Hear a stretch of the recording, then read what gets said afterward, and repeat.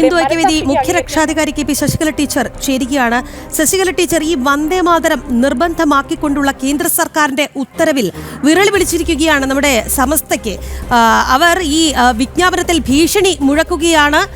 വിശ്വാസപരമായ പ്രശ്നങ്ങൾ പരിഗണിച്ചില്ലെങ്കിൽ ദേശീയ ഐക്യത്തിന് വിഘാതം ഉണ്ടാക്കുമെന്ന് പറഞ്ഞ് മുഖപ്രസംഗം വന്നിരിക്കുന്നു സുപ്രഭാതത്തിൽ. എങ്ങനെയാണ് ഈ വിഷയത്തെ നോക്കിക്കാണുന്നത്?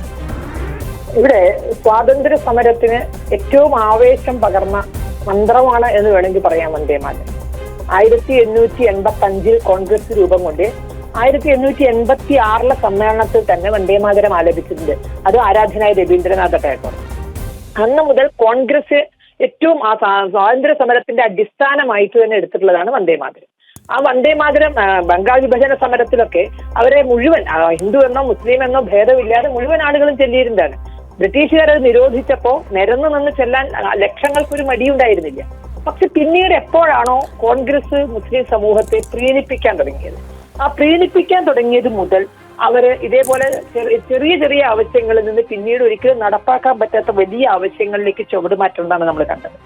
ആദ്യം അവര് ഈ വന്ദേമാതരത്തിന്റെ അർത്ഥം 1886 ചൊല്ലുമ്പോൾ അറിയില്ലായിരുന്നു, കോൺഗ്രസുകാർക്ക് അറിയില്ലായിരുന്നു, അത് ഏറ്റുചൊല്ലുന്ന മുസ്ലിം സമൂഹത്തിന് അറിയില്ലായിരുന്നു അർത്ഥം എന്താണെന്ന്. 1905 ബംഗാൾ വിഭജനത്തിൽ ഉപയോഗിക്കുന്ന സമയത്ത് ആരാധനായ തിലകന്റെ ഒക്കെ നേതൃത്വത്തിൽ ബംഗാൾ വിഭജനത്തിനെതിരായ സമരം നടക്കുമ്പോൾ അന്ന് വന്ദേമാതരത്തിന്റെ അർത്ഥം അറിയില്ലായിരുന്നു. ആ സമരത്തിന്റെ മുഴുവൻ ആവേശം അതായിരുന്നില്ലേ. ബ്രിട്ടീഷുകാർ നിരോധിച്ച സമയത്ത് അതിന്റെ അർത്ഥം അറിയാമായിരുന്നു. പിന്നീട് കോൺഗ്രസ് പ്രീണനം തുടങ്ങിയപ്പോൾ ചെറിയ കുട്ടികൾ വാശി പിടിച്ച് കരയുന്ന പോലെ അവര് കരച്ചിൽ ഒന്നിനാവും തുടങ്ങുക. പിന്നെ പല പല കാര്യങ്ങൾ അത് രക്ഷിതാക്കൾ സാധിച്ചു കൊടുക്കുന്നു കണ്ടത് അവർ കരഞ്ഞുകൊണ്ടേയിരിക്കും.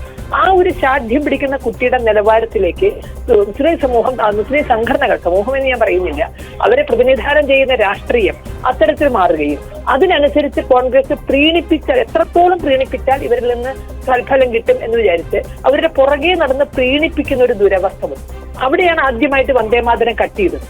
വന്ദേമാതരത്തിന് ഇഷ്ടമില്ലാത്ത ഭാഗങ്ങൾ ഒഴിവാക്കിയത് ഇവര് ചെല്ലുമായിരിക്കും. അതൊരു കോൺഗ്രസിന്റെ സ്വയം കാഴ്ചപ്പാടായിരുന്നു. അവർക്ക് ചെല്ലാൻ വേണ്ടി ഈ സ്വാതന്ത്ര്യ സമര സേനാനികളൊക്കെ ആവേശത്തോടെ ചെല്ലിയിരുന്ന വന്ദേമാതരത്തെ ആദ്യം കട്ട് ചെയ്ത് മാറ്റിയിട്ടും അവരത് ചെല്ലിയോ ഇല്ല. കട്ട് ചെയ്ത് മാറ്റി കഴിഞ്ഞപ്പോഴും അവർക്ക് ഒഴിവാക്കിയിട്ടിരുന്ന വന്ദേമാതരമാണ്. അത് ഒഴിവാക്കി രാഷ്ട്രഗീതമായി നമ്മുടെ ഭാരതത്തിന്റെ ദേശീയ ഗാനമായി അത് എടുക്കാത്തൊരവസ്ഥയെ പോലും രാജ്യത്തിന്റെ വിഭജനം നമുക്ക് ഒഴിവാക്കാൻ സാധിച്ചു. അന്ന് മുതൽ പ്രീണിപ്പിക്കാൻ തുടങ്ങി ചോദിച്ചതെല്ലാം കൊടുത്തിട്ടും എന്താണ് ഉണ്ടായത്? രാഷ്ട്രം വിഭജിച്ചു പോയി. എണ്ണിയാൽ ഒടുങ്ങാത്ത ദുരിതങ്ങൾ നമുക്കുണ്ടായി. ലോകത്ത് ഒരു രാഷ്ട്രത്തിനും സ്വാതന്ത്ര്യത്തോടു കൂടി ഇത്രയും വലിയ നഷ്ടം സംഭവിച്ചിട്ടുണ്ടാവില്ല. നമുക്ക് ലക്ഷക്കണക്കിന് ആളുകൾ മരിച്ചു, ലക്ഷക്കണക്കിന് ആളുകൾ ഭവനരഹിതരായി, ബുദ്ധിമുട്ടിപ്പെട്ടു, അങ്ങോട്ടും ഇങ്ങോട്ടുള്ള വലിയ ഒഴുക്ക് എന്തിനു വേണ്ടിയായിരുന്നു?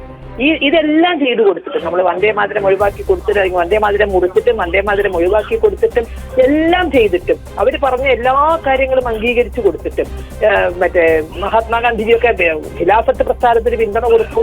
പ്രസിദ്ധമായ രാംഭജനിൽ ഈശ്വര അല്ലാഹ് തേരേ നാം എന്ന് ചേർത്ത് എല്ലാം ഒന്നാണെന്ന് പറഞ്ഞു. എന്നിട്ട് ആരുടെയെങ്കിലും മനസ്സിൽ ഒരു ചെറിയ മാറ്റമെങ്കിലും ഉണ്ടായി. ഇന്ന് ഭീഷണിപ്പെടുത്തുമ്പോൾ പറയാനുള്ളത് രാഷ്ട്രം തന്റെ ഇടത്തോടു കൂടി നിൽക്കണം. അന്ന് തന്റെ ഇടത്തോടു കൂടി നിന്നിരുന്നുവെങ്കിൽ രാഷ്ട്ര വിഭജനം നടക്കുമായിരുന്നില്ല. മറിച്ച് പ്രീണിപ്പിച്ച് പുറകെ പോവുക ചെയ്തു. പ്രീണിപ്പിച്ച് പുറകെ പോകുമ്പോൾ ഞങ്ങൾ വാശി പിടിച്ചാൽ കാര്യം നടക്കും എന്നവർ കണ്ടു. ഒരു രാഷ്ട്രത്തിന് അതിന്റെ ഒരു പാരമ്പര്യമുണ്ട്, ഒരു പൈതൃകമുണ്ട്, ഒരു അസ്തിത്വമുണ്ട്. ഏതെങ്കിലും പുതിയതായി വരുന്ന മതവിഭാഗങ്ങൾ അവരെന്തെങ്കിലും അവരുടേതായ ആശയങ്ങളുണ്ട് എന്ന് പറഞ്ഞാൽ ഒരു രാഷ്ട്രത്തിന്റെ അസ്തിത്വമോ സംസ്കാരമോ അതിന്റെ മുന്നിൽ പണയം വെക്കാൻ സാധിക്കില്ല. പാകിസ്ഥാൻ വന്ദേമാതരം നിരോധിച്ചിട്ടുണ്ടല്ലോ. ആ വന്ദേമാതരം ചെല്ലാൻ വയ്യാത്തവർക്ക് വേണ്ടിയാണ് 1947 പാകിസ്ഥാൻ ഉണ്ടായതല്ല, പിടിച്ചു പറിച്ചു കൊണ്ടുപോയതാ.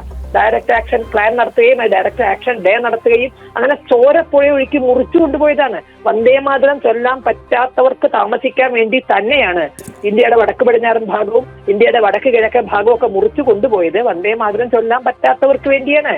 വന്ദേമാതരം ജനിച്ച ബംഗാളിന്റെ ഒരു ഭാഗമാണ് നമുക്ക് നഷ്ടപ്പെട്ടത്. അത് പിറന്നു വീണ ബംഗാളിന്റെ ഒരു ഭാഗം നമുക്ക് നഷ്ടപ്പെട്ടതെല്ലാം ശേഷിക്കുന്ന ഭാഗം നമുക്ക് നമ്മുടേതായി കിട്ടുമെന്ന പ്രതീക്ഷയിൽ തന്നെയാണ് ആ വിഭജനത്തെയും കണ്ണീരോടുകൂടിയാണെങ്കിലും ഭാരത ജനതയ്ക്ക് അംഗീകരിക്കേണ്ടി വന്നത്. അമ്മയുടെ കരചരണങ്ങളാണ് മുറിക്കണത് എന്ന ബോധ്യമുണ്ട്. പക്ഷെ എന്നാലും ക്യാൻസർ വന്നാൽ ആ അവയവത്തിന്റെ അല്ലെങ്കിൽ ആ ഭാഗം മുറിച്ചു മാറ്റിയാൽ ശേഷിക്കുന്ന ശരീരം രക്ഷപ്പെടുവല്ലോ എന്നുള്ള പ്രതീക്ഷയിലാണ് നമ്മൾ ശരീരത്തിലെ പ്രധാന ഭാഗങ്ങൾ നഷ്ടപ്പെടുത്തുന്നത്. ഇതേ അവസ്ഥയിലാണ് നമ്മൾ പാകിസ്ഥാനും ബംഗ്ലാദേശും മുറിച്ചു കൊടുത്തത്. പക്ഷേ ശേഷിക്കുന്ന രാഷ്ട്രത്തെ വിടില്ല എന്ന് പറഞ്ഞാൽ അതൊരിക്കലും അംഗീകരിക്കാൻ കഴിയില്ല.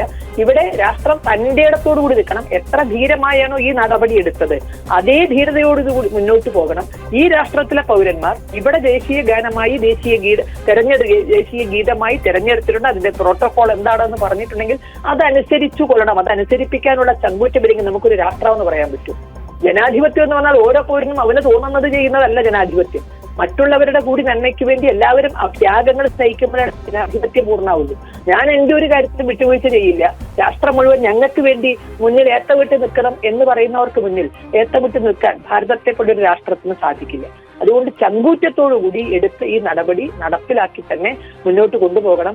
ഒരു ഘട്ടത്തിൽ നമുക്കറിയാം വന്ദേമാതരം വിദ്യാലയത്തിൽ ആയിരക്കണക്കിന് കുട്ടികൾ പഠിക്കുന്ന ഒരു സ്കൂളിൽ ഒരു കുട്ടി എതിർത്താൽ വന്ദേമാതരം ചൊല്ലണ്ട എന്നൊക്കെയുള്ള വിചിത്രമായ ഉത്തരവ് വിദ്യാഭ്യാസ വകുപ്പ് ഇറക്കിയിട്ടുണ്ട് ഇവിടെ.